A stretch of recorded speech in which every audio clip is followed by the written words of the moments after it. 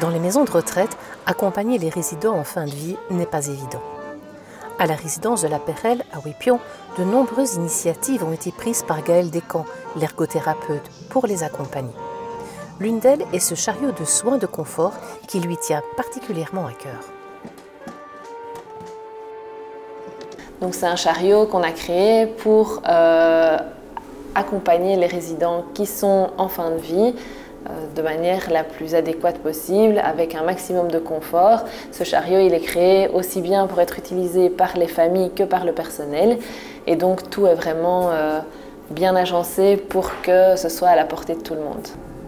Dans le chariot, on a toute une partie qui concerne vraiment la partie des soins, donc ça qui est réservé au personnel soignant. Mais il y a aussi tout ce qui est huile essentielle, tout ce qui est produit pour les soins du visage, donc aussi bien les soins de bouche, les yeux, etc. On a aussi tout ce qui est massage, huile, de l'huile, des pinceaux pour faire des massages aux résidents, et aussi tout ce qui est coussin de positionnement. On a aussi une petite lampe de sel, un portal sur lequel on peut mettre de la musique. Et donc ce chariot, il est vraiment amené dans la chambre de l'habitant qui est en fin de vie pour pouvoir l'accompagner au mieux. Est-ce que lorsqu'on entre en maison de repos, c'est un petit peu le bout du voyage ? Alors le bout du voyage, oui et non. C'est peut-être le début d'un nouveau voyage, d'un voyage différent en tout cas, parce que il se passe quand même plein de choses au sein de la maison de repos.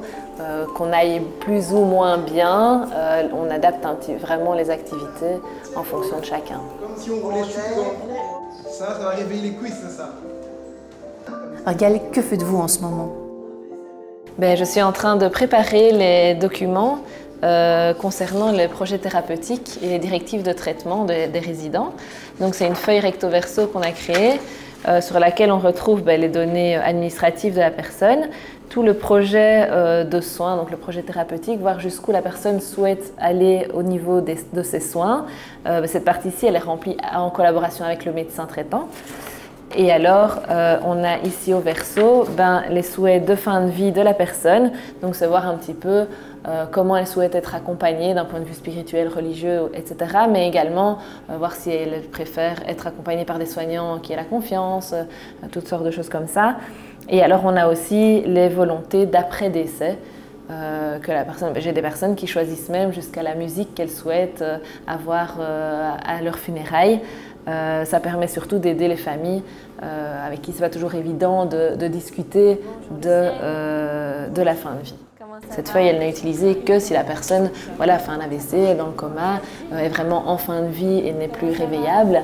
Et donc, en dehors de ça, la personne continue de dire ce qu'elle souhaite et on tient compte de ses souhaits sur le moment. Alors aujourd'hui, on va faire un petit jeu de cartes. Je vais vous en donner un chacun. Les choix, on les récolte avec le résident. Tout d'abord, on a un jeu de cartes qui propose tout un panel de souhaits qui peuvent être évoqués par rapport à la fin de vie. Et ça permet de débroussailler un petit peu, de dédramatiser aussi le sujet. Alors, il n'y a pas de bonne ou de mauvaise carte, hein. Donc c'est vraiment en fonction de chacun, en fonction de ce qui est important pour vous. Et alors, il y a certaines cartes qui peuvent aussi avoir un double sens. Donc, il y a une carte, par exemple, qui dit « mourir seul ».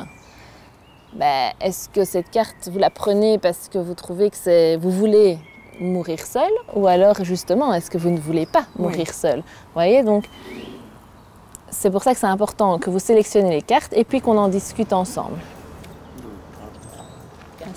Et comment est-ce qu'ils réagissent, ces résidents, face à ces cartes? De manière globale, ils sont assez satisfaits et de pouvoir... Allez, c'est vraiment du concret, c'est vraiment ce qu'ils souhaitent pour leur fin de vie. Et donc, en général, ils sont très contents de pouvoir décider de ce qu'ils souhaitent jusqu'à la fin.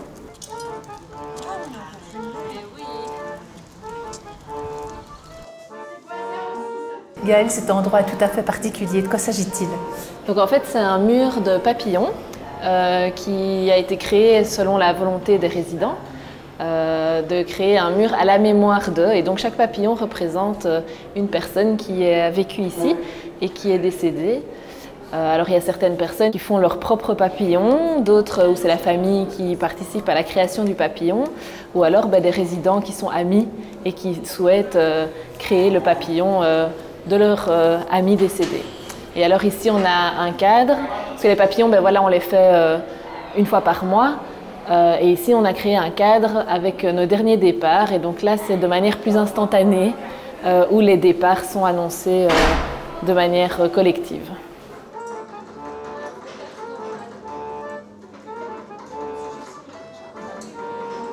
Donc on est dans la bibliothèque de la Perelle. Je l'ai créée par rapport à tout ce qui concerne les troubles cognitifs et la fin de vie. Donc on a des ouvrages aussi bien pour les enfants que pour les membres du personnel, que pour les familles, pour les aider à accompagner leurs parents, leurs proches. Donc ici par exemple on a un livre, donc Lisette, c'est la fin de vie qui est racontée aux enfants de manière tout à fait réelle et vraie. Il n'y a pas de superflu ni de mystère. Et ici, on a un livre qui est plutôt à destination des parents pour expliquer, donner des trucs et astuces pour expliquer la fin de vie à leurs enfants. Ici, c'est un roman graphique qui parle de la fin de vie, mais d'une soignante qui vit la fin de vie avec une de ses habitantes. Et il y en a toute une série d'autres qui peuvent être empruntées. La fin de vie pour les soignants, je suppose que ce n'est pas évident. Ce n'est pas évident, non. Donc c'est évident pour personne, même si ça fait des années qu'on travaille en maison de repos, on s'attache aux personnes et il n'y a rien à faire, ça reste des moments difficiles à vivre, mais voilà, il y a quand même des outils et des formations aussi que je donne qui peuvent aider à accompagner au quotidien. Donc la mort n'est pas un sujet tabou dans votre maison? Dans la maison de repos ici, non.